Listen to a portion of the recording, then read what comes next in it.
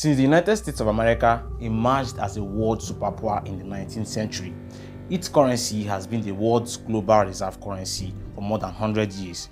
But with various countries advancing in technology and trying to match the US militarily, the United States is now leveraging on its financial strength to fight, or will I say, sanction countries that do not do their bidding. The world is taking note, and many countries, or will I say continents, are coming together to create new financial systems that will strip the US of its financial strength on them. Africa, for example, a continent that has the richest concentration of natural resources, but is oftentimes overlooked by the rest of the world, has been making some moves to this effect. And in this video, we'll be uncovering Africa's secret plan to de-dollarize. Smash the like button, subscribe to the channel, and let's jump right into today's video. Let's go. The journey of de-dollarization in Africa majorly started during the living days of Muammar Gaddafi. You see, Gaddafi was the president of Libya, and while ruling his country, he had the idea of introducing a new monetary unit in place of the US dollar. His plans was not to introduce it for just his country, Libya, but for the whole continent of Africa to use and trade between themselves, and also to make use of it when they are performing international transactions like purchasing oil. This monetary unit by Gaddafi was referred to as the gold dinar, and his major motive behind this gold dinar was to remove Africa's reliance on the US dollar when it came to global trade. In fact, several oil-rich countries in Africa like Nigeria, Angola, Egypt, and Tunisia had shown interest in using the gold dinar when it comes to performing international transactions, but unfortunately, Gaddafi's regime was short-lived, and the idea of the gold dinar died. What a sad ending, but hey, hold on a second. Africa has made some progress ever since then. You see, one of the things that have hampered Africa's growth is the inability of African countries to trade among themselves efficiently. In the past, data has showed that 80% of African cross-border payments were rerouted offshore for settlement and clearing, thereby increasing the turnaround time to conclude intra-African transactions, which in turn reduces customer satisfaction. But well, African leaders have started waking up from their slumber. They are now taking steps that would aid in reducing Africa's reliance on the US dollar. One of the steps they have taken is the introduction of what they call the Pan-African Settlement System, PAPS. This system would give African nations the power to perform online cross-border transactions with themselves without needing to depend on the conversion of their local currency to the dollars. To show you how serious some African leaders are about reducing Africa's reliance on the US dollar, here is a video of Kenya's President William Ruto during the African Continental Free Trade Area Agreement meeting in Nairobi, encouraging African leaders to adopt the PAPS and ditch the US dollar, as the interest rate hike in the US and the excess printing of the dollar is affecting African economies. Tanzania wants to pay for DRC goods in dollars. Egypt wants to pay. Why are we bringing dollars in the middle of our trade? You can see how passionate the Kenyan president is about PAPS. Well, while doing my research for this video, I have come to understand why. Reports from Business Day, a prominent news publication in Africa, revealed that the singular dependence of African countries on foreign currencies cost the continent about $5 billion in transactions per year. But with the PAPS, African markets can now connect seamlessly. There is also an opportunity for African nations to see the percentage of their trade rise from 15% recorded in 2022 to over 35% by 2027. Having explored the potential of the PAPS and the positive impact it can have on African economies, let's now delve into the significant milestones achieved by this groundbreaking initiative. Well, as of June 2022, the PAPS network consists of 8 central banks, 28 commercial banks, and 6 switches, and it is projected that the payment system would be in 5 regions of Africa before the end of 2023. And by 2024, all central banks in Africa should have been signed up on this system. As the PAPS network continues to expand its reach and collaboration,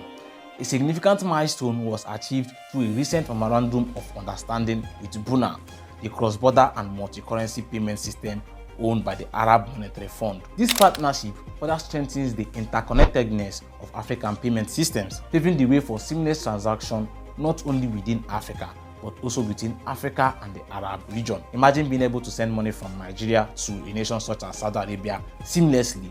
That is the power of this MOU. While the dollarization in Africa is large scale, many countries and regional blocs in the continent have also been making some efforts individually to reduce their reliance on the US dollar. Though it seems like a wasted effort, Zimbabwe, for example, in 2016 introduced bond notes as an alternative to the US dollar, which was the country's main currency. The bond notes were backed by a $200 million facility from the African Export-Import Bank, and were intended to address the cash shortages that was then facing Zimbabwe. Another country in Africa making de-dollarization efforts is South Africa. In 2010, South Africa officially joined the Association of 4 Emerging Economies, namely Brazil, Russia, India, and China, aka the BRIC. The aim of the association was to promote economic, political, and social cooperation amongst themselves. Fast forward to today, some of the members of the BRICS, like Russia, has refused to do the biddings of the United States of America, so they have been sanctioned. Now, the BRICS have gone on to make creating a new global reserve currency that does not rely on the US dollar as one of their top priority. And when this global reserve currency is created, there are high chances that South Africa will make use of this global reserve currency to perform international trade, thereby reducing reliance on the US dollar. In fact, some African countries like Algeria, Egypt, and Ethiopia have shown interest in joining the BRICS. While Africa reducing their dependence on the US dollar may offer some certain benefits, there are challenges to overcome, and it is important we take a look at them. One major problem Africa is likely to face with dollarization is the exchange rate volatility, and a good case study of this is Zimbabwe. In the early 2000s, Zimbabwe faced severe economic challenges, including hyperinflation and the shortage of foreign currencies. In response, the government introduced a series of dollarization measures in 2019, discontinuing the use of foreign currencies, including the US dollar, as legal tender, and introducing its own currency, the Zimbabwean dollar. During the transition, Zimbabwe witnessed significant exchange rate volatility. The value of the Zimbabwean dollar fluctuated rapidly against other major currencies such as the US dollar and the South African rand. These fluctuations created challenges for businesses and individuals, making it difficult to plan and project effectively. The exchange rate volatility affected trade, investment, and overall stability of the economy. Prices of goods and services soared, leading to reduced purchasing power for citizens. Businesses faced difficulties in pricing their products and managing foreign currency transactions. Zimbabwe's experience serves as an example of the potential exchange rate volatility that can occur during the de-dollarization process, and it highlights the importance of carefully managing the transition to reduce the impact on trade, investment, and the overall economic stability of Africa. Another major problem Africa is likely to face from its de-dollarization efforts is the cost of transition.